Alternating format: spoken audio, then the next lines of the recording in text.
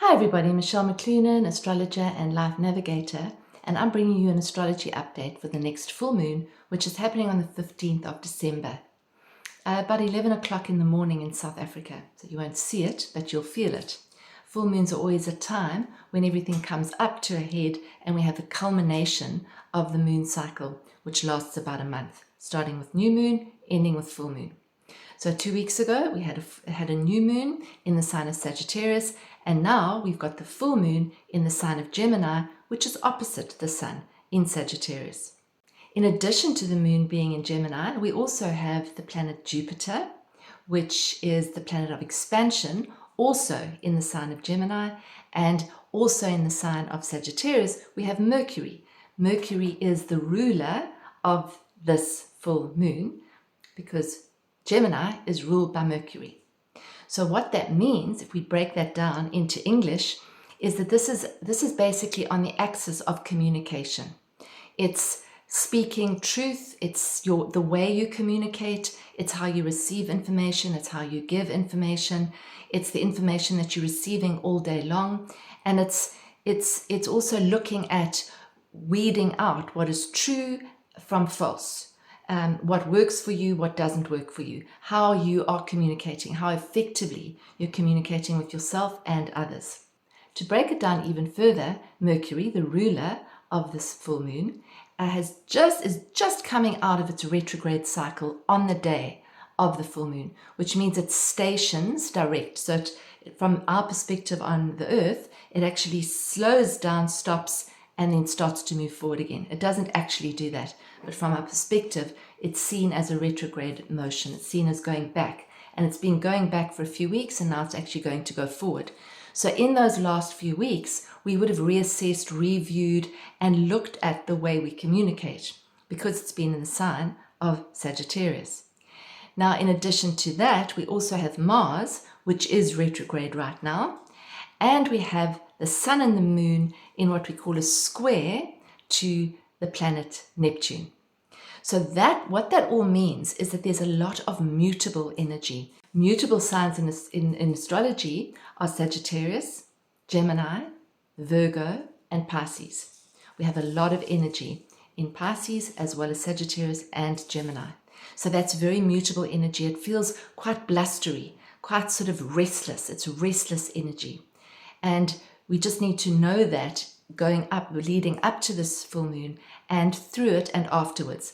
Already December is a busy time with a lot of people having family, holidays, kids to organize, lots and lots of stuff going up, lots and lots of busyness.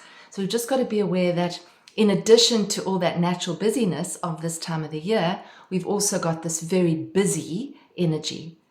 I would say Gemini is one of the busiest signs in the zodiac. It's what we call mutable air. Mutable air, changeable, movable, moving air. And so it can be blustery, if you can imagine. Sagittarius is mutable fire, which is blustery, moving fire, which is the fire sparks kind of flying out of the fireplace. Now, the fire in astrology is fanned by the air. And if we break down air, we see that air is communication. It's our thoughts. It's what we speak. It's what we put out into the air. So this full moon, there could be the feeling of a lot of ideas, a lot of thoughts. It's almost sort of like mental overload, mental overstimulation, overstimulation of the senses, overstimulation of the body. There's a lot of fire energy, a huge amount of fire energy this full moon. So fire energy is wonderful in that it ignites and it inspires and it can motivate, but in great quantities, it obviously can be a bit dangerous because we can burn out. Now, shifting this energy a little bit is the fact that the sun and the moon are in what we call a square to the planet Neptune.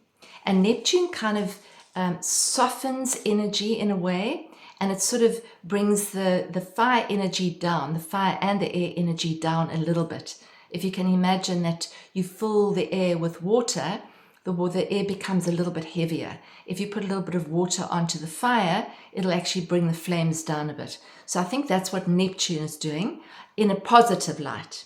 However, there is a square between the Sun and the Moon and Neptune. So that can also result in kind of a low motivation, a tiredness, a desire to not really do very much. It's kind of it's the end of the year, it's a little bit exhausting, and you've still got to actually get through the next few weeks. I think a lot of people might be feeling that. It can also result in a little bit of disillusionment, and it can also make us see where we've actually not been truthful, where there's sort of dishonesty in our environment or within ourselves or within our communications with others, because it's actually impacting on this communication axis. So those are all things we might be looking at. In addition to that, we have Mars retrograde. Now that Mars moved retrograde on the 6th of December, and it'll stay retrograde until the 23rd of February. So it's a very long retrograde period for Mars.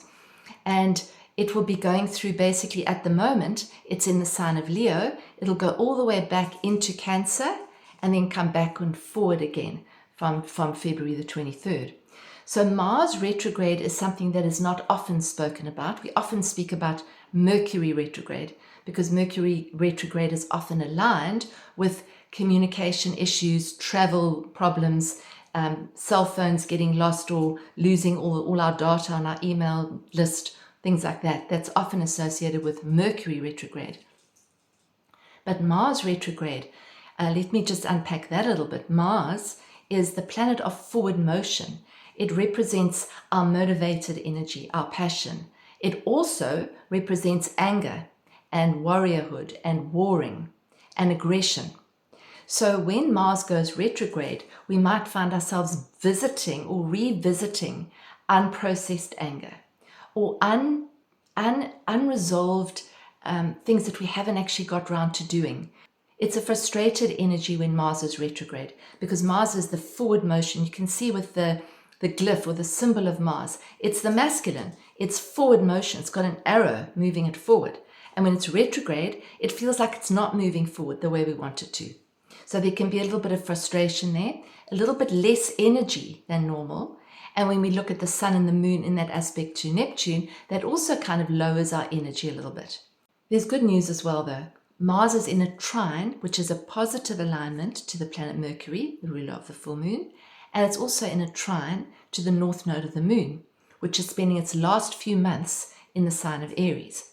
Now that relates to that sense of revisiting and re-looking at and reprioritizing how we're actually expressing our energy and how we're expressing ourselves, because Mercury is there, planet of communication, Mars is there, the planet of forward motion and passion and our instinct to move forward, and the North Node is there, which aligns us with our destiny, our intention, our purpose, if you like, outwardly in the world. We have an inner purpose and an outer purpose. This is referring to the outer purpose. So when we have these in what we call a grand fire trine, it feels a little more contained. And so it seems to me that what this energy is all saying is that we are being asked to really look at how we channel our life force, our creative energy. Are we aligned with the truth of who we are, or are we doing what we think that we should be doing because other people expect us to do it, or saying what we think we should be saying because other people are expecting us to say that? So that, for me, kind of asks us to revisit that, but from a place of presence. That is where Neptune comes in and says, ground your energy, come inside and connect with where your truth is. Connect with your reprioritizing, your reviewing, your relooking, your looking back maybe in the rearview mirror. I mean, Mars retrograde is kind of looking behind and saying, where have I been actually expending my energy? Have I been expending it on things that are dear to me, things that are close to my heart? Or have I just been sort of depleting my energy? And is that possibly why I'm feeling a little depleted? So this is a time to really go inside and to reassess, relook at, revisit. And I would use the full moon to do that. Release what you don't need. And just look inside and see where your energy has been so that you can reprioritize and even look at your environment and see if you can clear out, get rid of, really kind of make space for the new, which is coming with the next new moon, which is, as I said, on the 30th of December. So there's a clearing out energy, and there's also a resting energy. We've got to be a little bit careful at this full moon of getting pulled into the craziness frenzy. And I know a lot of people are living in places where there's a lot of people arriving, a lot of traffic, a lot of noise. So this is a full moon where we really need to calm down the fire a little bit. And we don't have a lot of earth at this full moon. Earth energy is very, very low. In fact, the only planet in Earth is Uranus, which is the planet of change. So it's a little bit of an uncomfortable energy. So what I'm actually also suggesting is that we take time to ground. So if we ground, we spend time in and around water, that'll actually bring the energy down a little bit. And earth, which means sort of connect with Mother Nature and connect with your body. Really connect with your body. I would say on the weekend, take time to just release, to lie down on the grass, to really relax your body and to feel into what your body is saying. Is your body saying it needs rest? Is your body saying it needs water? Is your body saying you need more stimulation? Is your body saying you need more time outside, more creativity? What is your body speaking to you? And communicate with your body. Remember, this is the communication axis. And also communicating with our intuitive knowing rather than the very busy mind. So the busy mind has got thousands of thoughts a day. And most of them aren't unique. Most of them we've done before. So this is a time, this full moon, to actually just start to quieten the mind down a little bit and connect into that quiet, solid, stable place inside. And also to connect with the heart. So this is very much heart energy. Mars in Leo, heart energy. It's about opening the heart and allowing space for the heart to actually blossom and bloom. So it's actually a very beautiful full moon. It's got huge potential to actually motivate us and to kind of get us going, as long as we're not overstimulated, overwhelmed, and there's too much busyness. So if you need to say no to something that you don't really want to do, it's okay. Run it past your body, run it past your truth, and see what your body's saying. Is it a yes? Is it a no? Is it possible for me to say no to this or yes to that? Yes. Or if it isn't, then collect your energy and do what you need to do. But it's really a time to stop, slow down, calm the fire down, especially on full moon, leading up to and after the full moon as well. I drew a card which seems very apt for this full moon. I drew it out of the Wisdom of Oracle, and that's by Colette Baron Reid. I love this deck. And the card that I drew was Truth Be Told. Very interesting because the Sagittarius axis is about truth, is about higher truth, higher learning, as opposed to just the millions of thoughts that spin around in our brains every day. So this gives us a little bit more information. So the essential meanings of this card are honesty, accepting things at face value, coming out of denial, the willingness to be transparent, clarity of communication. The oracle's message: there is the truth, which is the essence of a thing. So that is the truth, the fundamental truth. It's not based on our thoughts. It's not based on our opinions. It's just the truth. Okay, there's the truth. And there is a truth, which is more subjective and is according to the philosophy of the believer, the person. This is not a time for debate about which truth is truer. This is a time when you're called to proclaim your truth. So that's the person's truth, the personality's truth, the character, you as a person, out loud. And be willing to be transparent, honest, and open in your communication with others and with yourself. I'm going to add to that, be willing to be gentle with your communication with others and with yourself. Nothing less than surrender to what is, peeling off the layers of denial that might have tied you to an illusion will set you free. Peeling off the layers. That's the full moon. That's Neptune coming in and actually helping us to see where we may be deluded or we may be in an illusion. Okay, we might be living a lie, not being honest with ourselves or others. So I'm going to read that again. Nothing less than surrender to what is. Peeling off the layers of denial that kept you tied to an illusion will set you free.